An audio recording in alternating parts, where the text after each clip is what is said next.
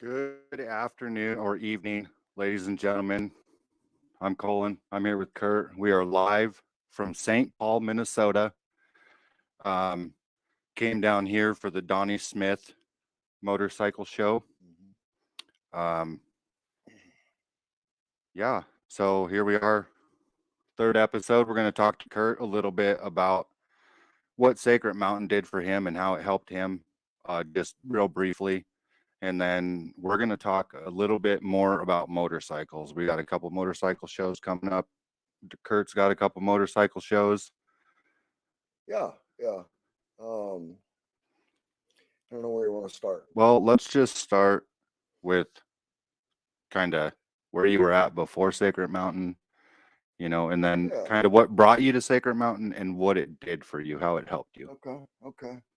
So I've obviously struggled with PTSD for a long time, Mm-hmm. and you know, doing the routine that the VA wants to put you on. It's talk to these therapists and take these pills, and you try to tell them that this stuff isn't working.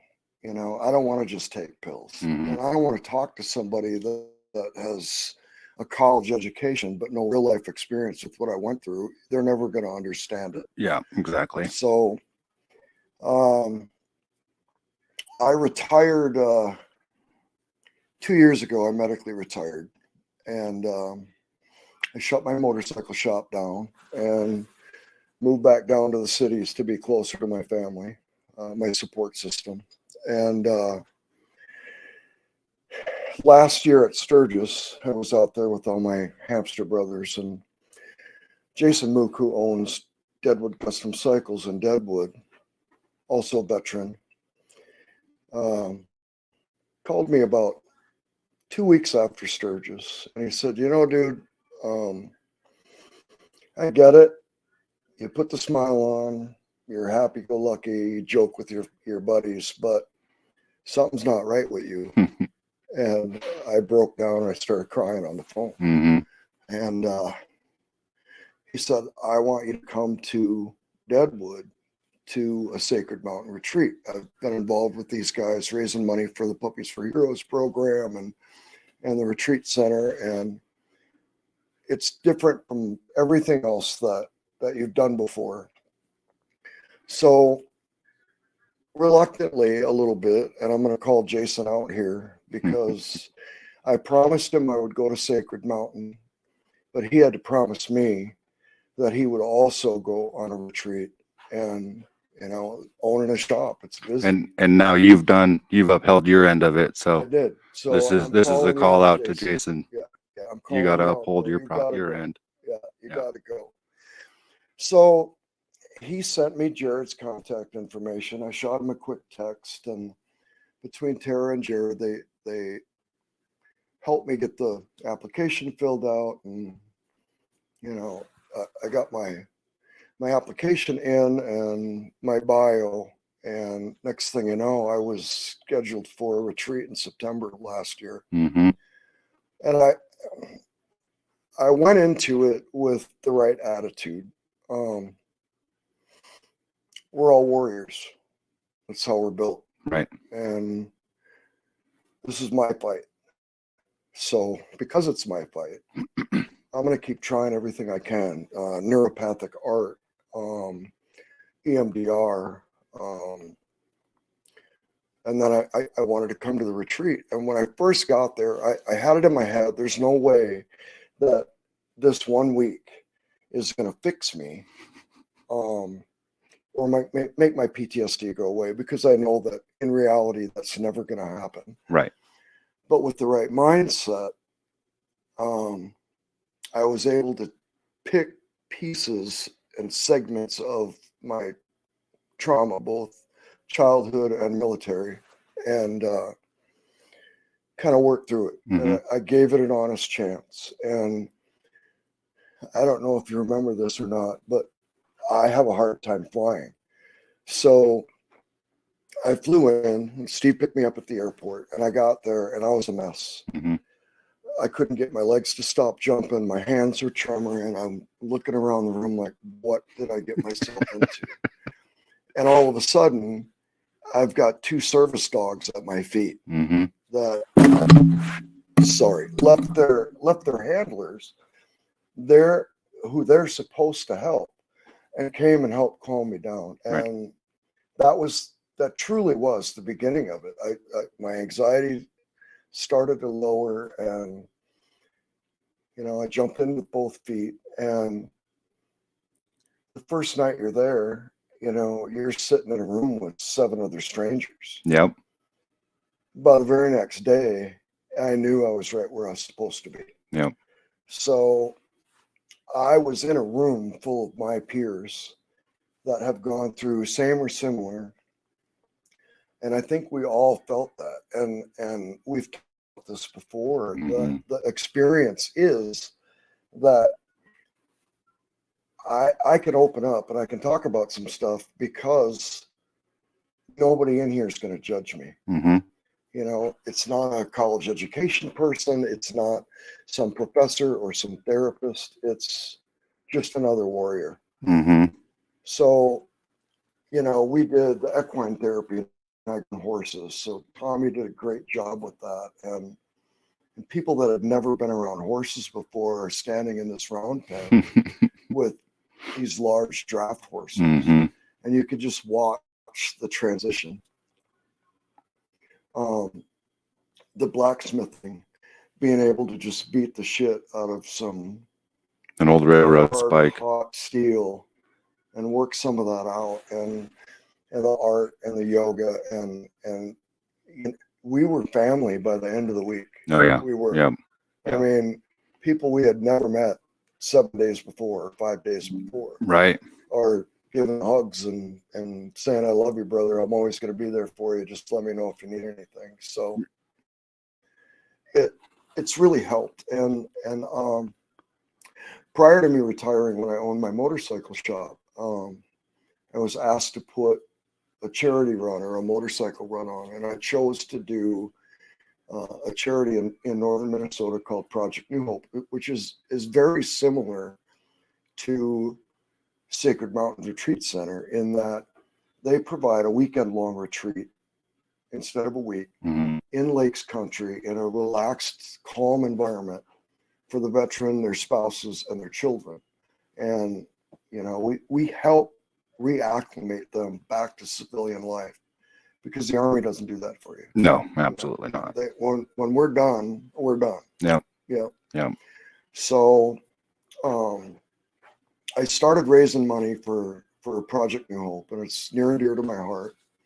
And then when I retired and I moved down closer to the cities, I still wanted to do something on an annual basis to recognize the effects of not only the warrior, but the warrior's family, Mm-hmm. and how they struggle with PTSD and how they're affected by Mm-hmm. it. And so being able to go to the Sacred Mountain, I was enlightened a little bit. It made me look inside myself deeper. Tools in your tool belt, as Jared always says. Yeah. It's as you know, being a fellow veteran and PTSD sufferer, I don't want anybody to thank me for my service. I certainly don't want anybody to try and fix me. I don't want anybody to feel sorry for me. Right. I signed up for it. I'm Yeah. okay. Yeah. I'll be okay. Mm-hmm. But after the retreat, and then being able to come to the gala in February, Mm-hmm. and spending more time talking to Jason and Charlie, and I got an email from Jared, and he's like, dude, you want to be a mentor? I don't know if I'm qualified to do that. You're definitely qualified to be a mentor. But yeah. It's already official. You already are one. So whether or not you're qualified, you made it through the application process. Right. But I looked at it as a continuing process for me. Mm-hmm. Being able to talk to guys and help them understand that it's not going to be fixed. It's not magic, but you are a warrior, and I'll encourage you, stand up and fight. Well, and not only that, you get to come back and help other attendees experience Sacred Mountain the way you experienced it. Correct. But you also, at the same time, get to work on the things that you're dealing with every day Correct. while you're helping other people. It's kind of it's a win-win for us mentors that get to come back and Right. do it again. Right. For sure. And I'm blessed and I'm honored, and I'm extremely humbled by the fact that they would ask me to come back. But it means that much to me. When you're in the military, it's all about training and muscle memory, and you're not supposed to have any emotion whatsoever. So when that trauma hits and you're in the middle of that, you do what you were trained to do, and you don't think about it at the time. But you end up carrying it the rest of your life. Yeah. And I don't talk. I mean, my own mother asked me what happened before she passed away, and we sat down one night. Just my dad had gone to bed, and I'm 50 some years old, sitting there with my mom, and she's like, "Are you ever going to tell me what happened?" I said, "No, Mom, I'm not." Well, why not? Because I love you too much. I'm not putting that in your head. Right. Just know I'm going to be okay. Yeah. So, I don't talk a lot about the scenarios I've been in and the traumas I've experienced. I'm able to process through that a little bit. That's enough. And Sacred Mountain has helped me tremendously with doing that. Yeah. Like I said, it's my fight, and I'm not going to quit. Most people don't know this, but I have a failed suicide attempt. I was pretty dark, and I'm glad I failed. That's the best part about it, is that you did fail. Right. And I promised my family that I'd never let it get that dark again. And although it might at times, I can lean back on what has happened and what I've learned and what I've experienced, and I'm just going to keep pushing forward. So when you're in the military, besides the training stuff, there's also rank. There's a rank structure. This guy's more important than this guy, and this guy's higher up than this guy, and you have to listen to this guy. I get all that. Yep. But once we're out, I don't care if you were a brigadier general, you're a veteran. Yep. You're out now. Yep. So that means there is no more rank structure. We get to stand shoulder to shoulder and help each other through the rest of the process and what we've experienced. Yep. So it's another part about Sacred Mountain that I caught on to real quick, was that it's not my trauma was more important than yours, or mine was more disastrous than yours. There is no chest beating there. Yeah. None. Yeah. And usually the guys that are thumping on their chest about what they went through, what they experienced, didn't. It's a story. Yep. Because it's way too easy for them to tell. Exactly. Yep. If you know somebody with, or have ever been around someone with PTSD, they can't get it out. It's hard to get out, and they can get physically sick trying to experience that again or relive that again. So. Right on, man. Thanks for sharing that. You're welcome. Real quick, guys, if you go to the skydoorentertainment.org website, there's a link for Sacred Mountain on there. There's links for, you can directly make direct donations. And there's also a link that you can hit that will take you directly to the Veteran Suicide Line. We're going to do another Got Your Six giveaway. So don't forget, all lowercase letters, spell it out, hashtag Got Your Six. All right, Kurt, let's talk about the reason that we're here in St. Paul this weekend. Yeah. So when I retired, I stopped doing the motorcycle ride to raise money for Project New Hope. And Brad and Kathy from Route 47 and Route 65, we were at Donnie's birthday party there last night. I got with them, and I didn't want to do another run. I wanted to support someone that supported us. And so we talked a little bit about, let's do a performance motorcycle show. And so Saturday, June 17th this year will be the second annual Little Evil Urban Soldier Initiative Performance Motorcycle Show. The show in Minnesota at Route 65, all funds raised through sponsorship and donations will be given to Project New Hope in northern Minnesota. Then I also do the original performance bike show out in Sturgis, and that'll be on Tuesday, August 8th at the Iron Horse Saloon. And that's during the rally? During the rally. And all the proceeds that we raise at that show will then be donated to Sacred Mountain. I want to give back to both of the true charities that, it's not out of every dollar raised, 22 cents goes to a vet and the rest of it goes to something else. Right. These guys, Sacred Mountain and Project New Hope, both give it all to the veterans. Yeah. It doesn't cost them anything to do this and to bring their families, and your airline tickets are taken care of, and your food and your lodging and transportation to and from the airport. It's designed to have the least amount of stress on someone that's already carrying a bunch anyway. Yeah. To get them there and to start the healing process. Exactly. So we were here at the Donnie Smith Show this weekend to promote both of those shows, as well as the custom motorcycle show that Jason Moot from Deadwood Custom Cycles is putting on at the Deadwood Grand Memorial Day weekend. May 27th? Yep. Yep. So a bunch of the guys that were here this weekend will all be loading up and heading to Deadwood with some pretty cool motorcycles to support Jason and his efforts, and also raising money for Sacred Mountain. Yep. And all the proceeds, from what I understand from that motorcycle show, are also going to Sacred Mountain. Absolutely. Everything we raise that weekend will go to Sacred Mountain. Okay. Yeah. And so Deadwood Custom Cycles, they do, along with Salute Number 10, Labor Day weekend, they do a poker run for our puppy program. They're huge supporters of Sacred Mountain. Huge support. Charlie and Jason both. Yeah.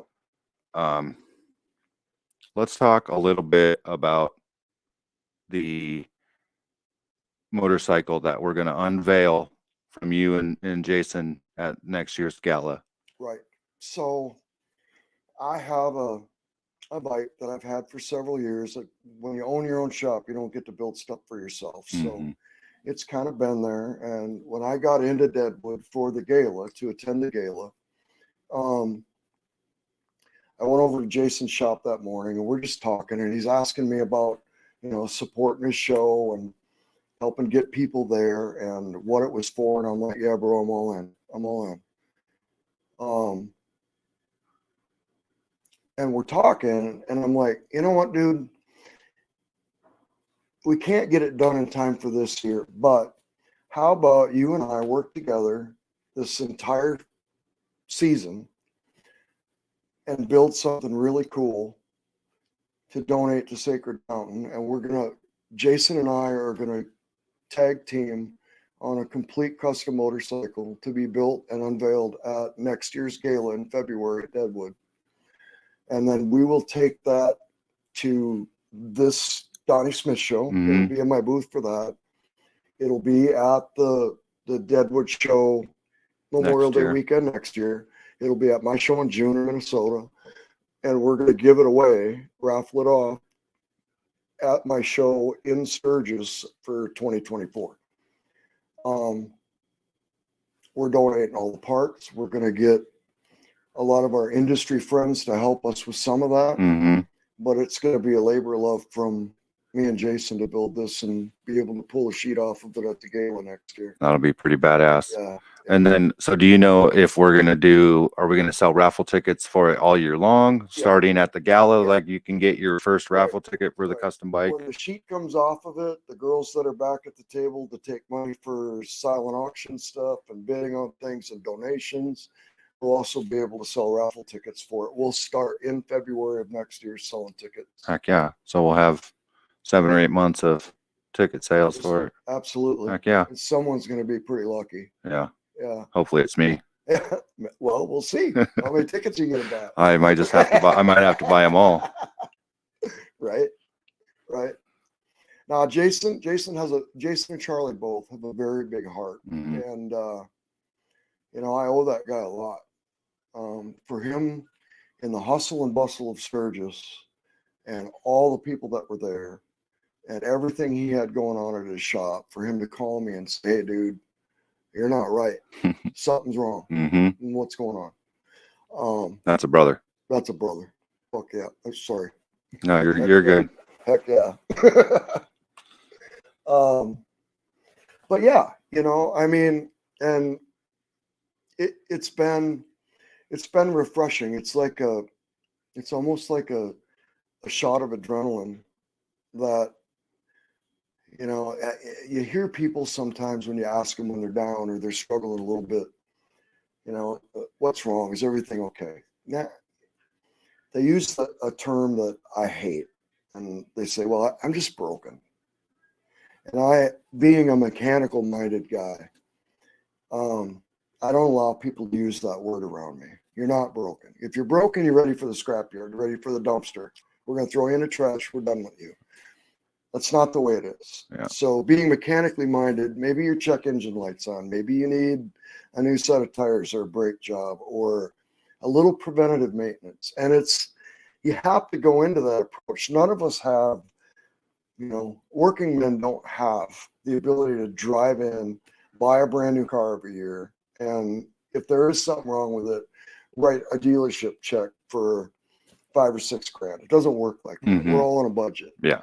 So if you budget your time and your effort towards self maintenance, you can get through it. You'll your journey won't stop. You'll keep putting some miles on, and okay, I'm not showroom quality anymore. I got a couple door dings, and you manage to just keep. I can't change anything that happened in the past, Mhm. and I don't know if I'm going to be here tomorrow or not. Right. But my journey continues right now. Mhm. So I'm just going to wide open till I see God, then break. And that's kind of how I like to look at it. And I've used that analogy a lot, and a lot of people have kind of they figured that out. They don't use that term anymore. Mhm. I'm tired, but I'm not broken, and I'm not. I don't consider myself broken. It's rough because you can't explain all the misfires that go on in your brain on a daily basis to someone that's never experienced that. Mhm. You just can't. And you wear out sometimes trying to explain it. Mhm. So I just don't anymore. Yeah, I was the same way that you were about. I tried the professional counselors and the medicine and the Yep. pills and all that, and I struggled for a lot of years, and then Yeah. I mean, that Yeah. Sacred Mountain saved me, It did. and so it's an honor for me also to be able to continue giving back and Yep. come down here. Me and Noxie. Yeah. Noxie's not happy. He is over wearing his Yes. vest. He is over laying down. Yep. He is done being inside of a little space that he cannot catch his ball. Right. He's tired of us eating French fries in front of him and not sharing. Yep. So there's that. Yeah. But he did good. He did really good. Yeah. He did. Yep. He only attacked one baby. Right. Right. Yeah. Yeah. And then she attacked him. Yeah. No, it was good. And we went to Route 47 on Saturday night for Donnie's birthday party. And I won't mention his name, but a long time, very close hamster brother of mine walked over and just put his arm around me. He follows the posts. He follows what I share on social media. And he had been by the booth to see it all set up. And he said, I just got to thank you for what you do. And then tears started rolling. He's a Vietnam veteran. A very, very rough time. And I think a lot of people don't understand that, you know, when you first get out of the military, you're first done with that experience. Like for me personally, I was married. I had my first daughter, Danielle, and I was reacclimating myself from my service to a profession and an occupation and buying a house and raising a young family and supporting them. You stay so busy in your 30s and your 40s until the kids start to get a little older. And when they become more independent, they're hanging out with their friends more. And, you know, as that time starts to loosen up a little bit, that's when it creeps up on you. It's not right afterwards. As traumatic as it was going through it, experiencing it, still, I can't. One of my triggers is the smell of burnt hair. I can't do it. It's just horrible. But those are the things that I started to notice, and it did. It cost me a marriage. It wasn't that I was angry. It wasn't that I wasn't happy. It was me loving the mother of my children so much, knowing what I was about to start going through and having to deal with. Because I couldn't control it anymore, the nightmares and things like that. That I said we'd be better off being friends and raising our children without being husband and wife, because I don't want to put you through this. Right. And as hard as that was for her up front, she's still like one of my best friends. I mean, she's remarried and the kids are all grown now. I still go to her place on Christmas and Thanksgiving and sit down with her husband and sit and talk. That's great that you guys can do that. That, you know, that you were able to recognize at the time that I don't want to ruin this relationship that I have with. We can't continue to be husband and wife. I still want to be your friend, and that's great. That the mother of my children, even to this day, you're still going and having Christmas dinner and Thanksgiving. That's awesome. Yeah, that's super awesome. Big part of my support network. Heck yeah. You know, so yeah. All right, folks, don't forget #GotYourSix. We are about halfway through the show, so we're going to take a little break. We'll let the Godfather play a couple commercials for us, and then we'll come back and get the second part going. Here we go. We'll see you guys in a bit. The locals' choice for lodging, dining, and gaming is the Lodge at Deadwood Gaming Resort, located in the beautiful Black Hills of South Dakota. The Lodge at Deadwood offers first-class accommodations where you can relax and rejuvenate in luxurious guest rooms and spa-quality suites. We feature free internet, the area's largest indoor water playland, a gift shop, and a 24-hour fitness center.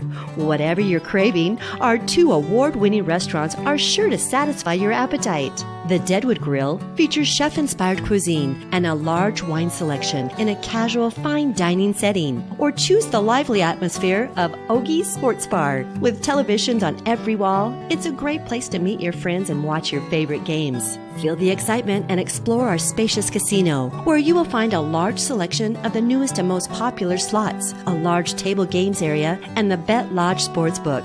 It's all under one roof at the Lodge at Deadwood Gaming Resort.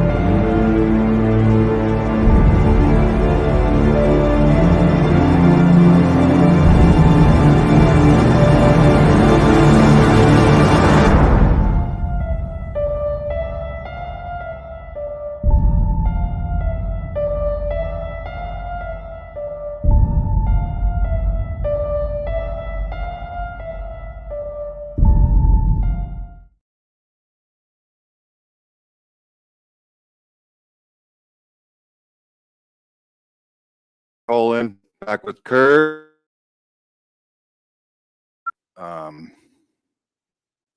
What Kurt experienced for Mountain. He's going to be a mentor for the 2023.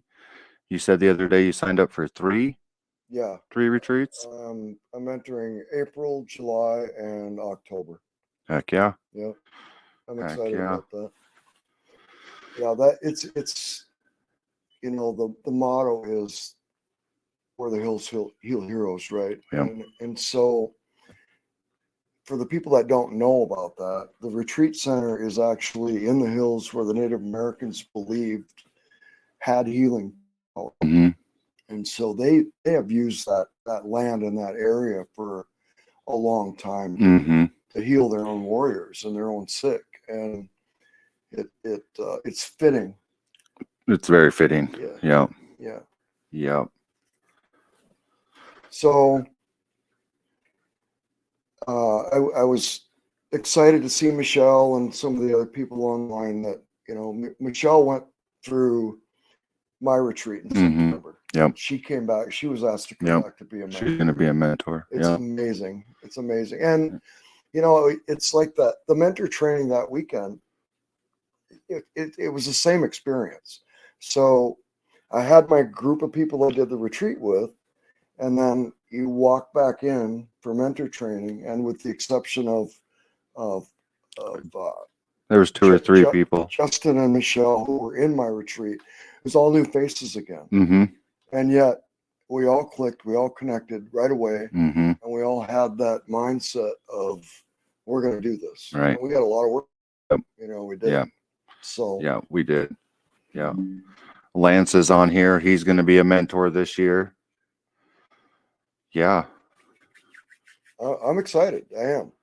I'm looking forward to it. So Yeah. I've got about 3 weeks. I was going to say we're about 3 weeks from the first one. Yep. Yep. Yeah. Ready to get it going. Yeah, I mean, and if you know, if you have a family member or a spouse or a friend that you know has suffered some kind of trauma in their life, and maybe hasn't gotten turned in the right direction, so to speak, or have had the bad experiences or the not so good experiences, you know, that you and I and so many more have experienced. And you know, like for me, it was to the point where I'd pretty much given up. Oh yeah. And then I got Knox, and then I came through the retreat. It all changes. Yeah. And dogs are magical. Yep. They really are. Yep. They really are. So yeah, I mean, if you know somebody, go to the website and help them fill out an application and encourage them to at least, you know, get on the phone, talk to Jared or Tara, or call, and one of us can help kind of walk you through this. But you know, Voices of Valor this is about not just my journey, but being willing to be on your journey too. Mm-hmm. Shoulder to shoulder. If you need anything, if you're a little down, it's that whole boxing ring versus circle. Mm-hmm. You know, that whole analogy we talked about at mentor training. And it's your fight. I'll be in a corner and I'll encourage you, and I'm not going to throw the towel in for you and say it's done. But I'll wipe your brow, or I'll, as Jared says, cut me, Mickey. You know, that famous line in Rocky when he just wasn't ready to give up. So I think you should elaborate for the listeners what you're talking about, the instead of the circle, the boxing ring, because I really like that. I hadn't heard that before, and I liked when you brought that up in mentor training. So, you know, a lot of people when they start to struggle, personal, professional life, whatever, or they're dealing with this, you always hear someone say, you know, I need to make my circle smaller. And it's just like on Meet the Fockers, you know, Gaylord, you're outside the circle of trust right now. You have to earn your way into the circle. I don't like using that analogy because when things get tough for me, when I used to think about it, it was, okay, I have this circle everybody says you're supposed to have, these are the people that are in the circle, and those are the people I can trust. And the problem is when the circle starts to shrink, I'm still standing in the middle of the circle and I'm spinning around looking for that specific person that might be able to help me or encourage me or tell me to keep fighting. And it's confusing. It's just like sometimes our thought process when we're going through a panic attack or stress is really, really high. I don't want to spin in circles. So I came up with this analogy that because it is my fight, it's a boxing ring. Mm-hmm. And I have 4 corners to the ring. Mm-hmm.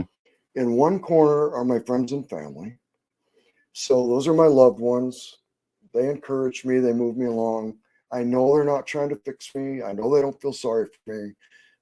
They're just there to encourage me through my fight. Then I have another corner that is kind of considered professional. So that is, accountants that I trust or a lawyer that I trust, which is really hard to do, but you get through it. So I have people in that corner that I can turn to in a professional situation or a business situation, and I know I can count on them Mm-hmm. to help me keep going in the fight. I have a spiritual corner. So I'm not a religious guy. Just my personal feeling. I'm spiritual, I'm not religious. Mm-hmm. So I believe there's something out there more powerful than us. But I'm not going to tell you that your God is wrong and my God is right, or Right. the only way I'm getting to heaven or Valhalla is if I follow one simple set of rules. Right. Just live a good life. So I have the spiritual corner, people I can talk to about that. What's my 4th corner, Colin? You remember? I don't remember. Family, professional, spiritual. I think maybe you had family in one and friends in another. It might have been that way. And the reason I do that is because then I can stand in the center of the ring. I can envision myself, whether it's a mental health issue or a health issue or a challenge. I know which corner to turn to for that support. And I know that they're not going to throw the towel on me. I can run to that corner. They can wipe my brow or cut me, Mick. And I'll go back out and I'll fight it myself. I'll do that myself. That's my job. And everybody else that is not in one of my 4 corners is simply a spectator. They're on the outside of the ring. Mm-hmm. They may have paid admission to watch my shit show, but their opinion and their suggestions and how they would do it compared to me, you're simply a spectator. And you can stand at the end of the tunnel and not even buy a ticket to watch. But if you're not willing to crawl in the ring with me, or I don't trust you enough to get in the ring with me, you can just watch. And that doesn't matter to me. Mm-hmm. I'm gonna get tired, but I'm gonna try and make it. And there are times where, one more round. But I think really paying attention to the people that are in your corners gives you the inner strength to fight that battle. One more round. So, well, and you only have 4 choices. correct. And that makes it even easier. I'm not spinning in the center of that ring. No. I know exactly what corner to look to for what I need at the moment. Yep. If I need a hug, I go to my friends and family. If I need professional advice, I'll go to the professional corner. Mm-hmm. The 4th corner was my health. So my doctors and the people that like Sacred Mountains in that corner. The doctors that I trust to help work through some of my physical disabilities and things like that. But if you're not in one of those corners, your opinion about my fight absolutely does not matter. Yeah. It does not matter. So it's just one way of looking at it or putting a spin on it. Yeah. I like that. I had never heard that before mentor training, and I thought that was pretty cool the way that you explained that. Thank you. So it's all about you have to be a student of people. You really do. You have to. You can't trust everybody. Intentions aren't always what they really are. Mm-hmm. You know, they're masked by theatrics and false promises. And I really care, bro, until I call you at 2:00 in the morning and say, "Hey, I'm in trouble." I know who will answer the phone and who won't. Mm-hmm. You know, so Sacred Mountain is a very big part, and Project New Hope are a very big part in my involvement in it, in my healthcare. You have to be your own advocate to be healthy. Mm-hmm. You know, no one's gonna look at you and say, "Oh, I know exactly what you need. I didn't tell you I needed anything." You know, so yeah. It's that shot of adrenaline, you know, keep you going one more round. Yep. So Noxie's so not happy right now. No, he's not. But he'd just be out here in the way. Right. You know, I've met a lot of good people through Sacred Mountain, and I hope that I can make that introduction to the guys that might be watching this, or if you share it after it's done being live, just message it to someone you think might need to hear it. Absolutely. And encourage them to fill that application out Mm-hmm. and just come be with your peers. Yep. You know, you're not society's outcasts, and you're not, you know, as much as they want to throw a label on us. Mm-hmm. You know, Sacred Mountain's here for you, and we love you. Absolutely. Yep. Absolutely. So I'll be there April. Heck yeah. And then May we're back out for the Deadwood show. Yep. Supporting Jason and what he's doing. My show in June 17th. Yep. Sacred Mountain is going to Colorado Springs to the CVMA, the Combat Vets Motorcycle Association, to their national convention. Yep. We're going to take I think we're taking a motorcycle down there. Okay. And putting it on display. Me and Lance are going to go do that. Okay. Awesome. Yeah. And okay. So Jared wants to know, he says, I have to ask Kurt if he could change one thing, what would he have changed before hitting the send button? It says, clarify. It says, I have to ask Kurt if he could change one thing, what would he have changed before hitting the send button? The send button for my application? Yeah, I think so. Hey, Jared, if you're listening, just maybe elaborate a little bit on what your question is. Lance is going to mentor. Yep. If you could change one thing, what would you have changed before hitting the send button, before sending the application? I wouldn't change anything. I wish I would have known about it sooner, and I would have done it sooner. Mm-hmm. But it you know, sometimes it takes that you know, Jason was on the phone with me less than 2 weeks after Sturgis and got me Jared's information right away. And I really didn't have time to think about it. And I used the line on Jason, and Jason called me out on it because he's like, you have to go. They have an opening. They'll get you in September. What line's that? My line was, somebody else needs it more than I do. Yep. And that's not true. Don't think that way.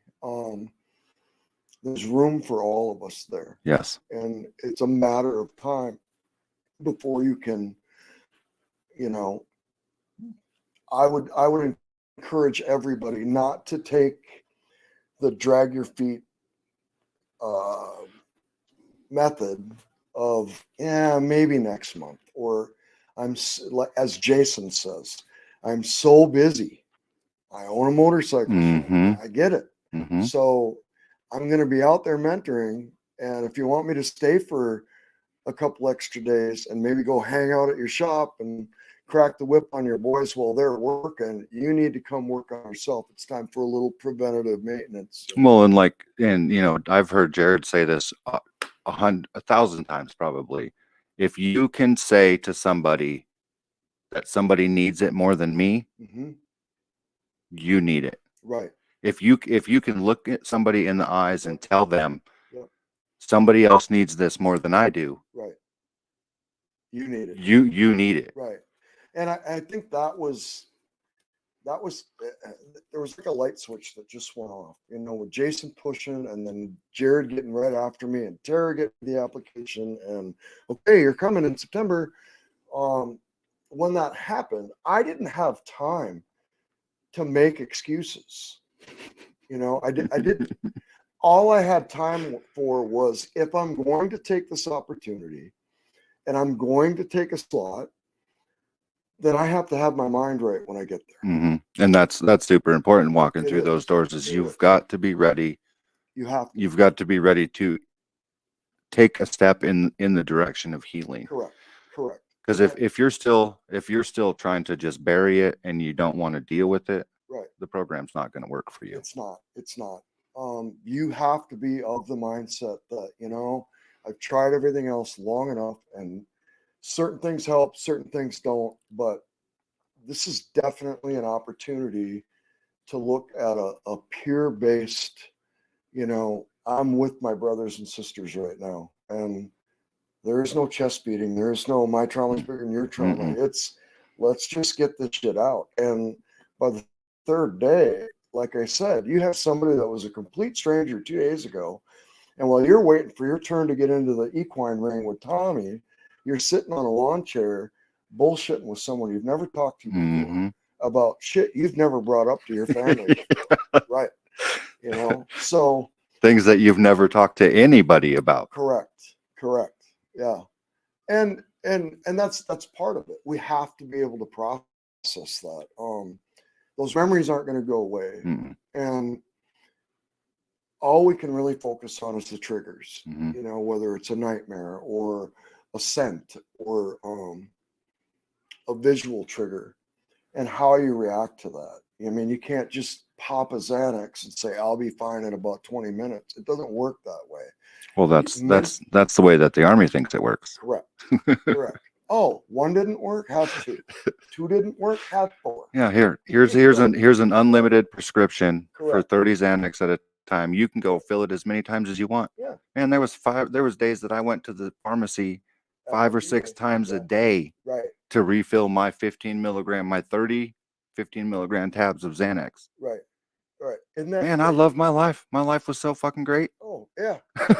Except you weren't fixing anything. Oh You were no. masking it. Oh yeah, 100%. And medication, although there are times where some of it will help a little bit, at least calm. By the time you get to a level that you're not feeling that trigger or feeling that trauma, you're so fucked up. You're not feeling anything. No, you're not. You're not. Yeah. You're a zombie. Yeah. And then you can't function. Right. So pick your poison, but your family's watching this. Yep. You're either over the top and out of control, or you're so drugged up you can't function or participate with your family. Mhm. Neither one of those things are fair to the people that you love. Right. So that's why I say it. You just jump in the ring, man. Let's start fighting. Yeah. And I didn't stop becoming a warrior. I didn't stop being a warrior when I got out of the military. Right. I am a soldier till the day I die. Absolutely. Yep. All right, guys, we got 10 minutes before the end of the show. Hashtag got your 6, all lowercase. If you guys have any questions for Kurt that you want to know, he knows a lot about motorcycles, or at least he talks like he knows a lot about motorcycles. I don't know much about motorcycles. So if you got motorcycle questions, maybe you could do a little sneak peek to something cool that you guys are going to put on the bike that you know that you're getting, or Well, Or how about let's go with the style of bike. What style of bike is it? it is it's a Kenny Boyce Pro Street chassis. So it's already got a billet swing arm. It's already got a lot of cool parts on it, but it was built 20 some years ago. Mm-hmm. So we're going to take it and give it a facelift, but it'll be a little hot rod rubber mount, light and nimble canyon carver. Okay. And I think you guys are going to dig it. So it'd be perfect for me riding in the Black Hills then. It would be. Awesome. It would be. Awesome. Yeah. All right, guys. So the motorcycle that Kurt and Jason are going to build, all of the tickets, I'm just going to buy them all. So you guys don't have to worry about it. Awesome. Awesome. And then you can just wave at me when I'm driving, ripping the canyon in Spearfish. Jason, if you're watching this, we need to double the number of tickets that we were going to print. Jared said, can we put a diesel motor in it? No. No, Jared, that's a negative. And no electric motors. No electric We're not motors doing either. Any of that either. No electric, no diesel. We're gonna burn some dinosaur oil and it'll be a little ripper. Heck yeah. So and it'll be it's a one-off, and what's cool about it is the fact that I've never built a bike as a project with Jason. So I've always admired his work. He's super clean, super sanitary when he goes to build. And it'll be a personal experience between him and I, but it's also two veterans. Both suffer with PTSD, both support Sacred Mountain. So everything we have is going to go into this. I'm super excited to see it. He looked at me at the table. See, when we were at the Bennett, we just told Jared, this is something we talked about. We want to do something. Uh-huh. And then Jared goes up and scribbles on the MC's paperwork saying, hey, have those guys come up on stage. We weren't ready for that. Well, now it's official. It is. And that's exactly what Jason said when we got back off the stage and down to the table. He's like, dude, it is officially game on. This better be the best bike we've ever built. Yeah. And it's going to be. The deadline's coming. Yep. February 10th, 2024. I know it. A big orange hammer and about 15 minutes on TV, we can build anything. Heck yeah. Let's do it. So I'm really proud of him and Charlie and everything that they do to support Sacred Mountain and the puppy program. I mean, it matters. Maynard said he's got a 3-cylinder Perkins diesel you could put in it. Okay. Does Jared want a diesel powered snowblower or something like that? Hey, Robert Cole, Cool. hashtag got your 6, all spelled out. Got your 6, SIX at the end, bud. All right. Well, thanks for coming on, Kurt. Thanks for inviting us up this weekend. Absolutely. Thanks for letting me and Noxie come hang out in your booth in the Thanks seat. for all your help. All the veterans we did get to talk to, the guys that we were able to, from the legacy riders to the Vietnam riders to, the Combat Veterans Association, all of those groups knew that we were there supporting Sacred Mountain. We handed out a bunch of flyers, and it's good for Minnesota. Nationwide for sure, but the Midwest has needed the exposure for Sacred Mountain at this show. So I'm glad we were able to do it. Thank you for all your help. Oh yeah. And I got to talk to the St. Paul Police Department. I talked to several members of the St. Paul Police Department. Yep. And they took a bunch of flyers, and the one gentleman said that he was going to put them on the break room desk or the duty desk or something. So awesome. So that's cool. Awesome. Jared, I think we should do a sweater and a hat. So whoever wins, message Sacred Mountain the size of your shirt and the size of a hat that you would like. They're fitted hats. We have small, medium, and large, extra large. So Godfather, if you want to go ahead and spin that ticker.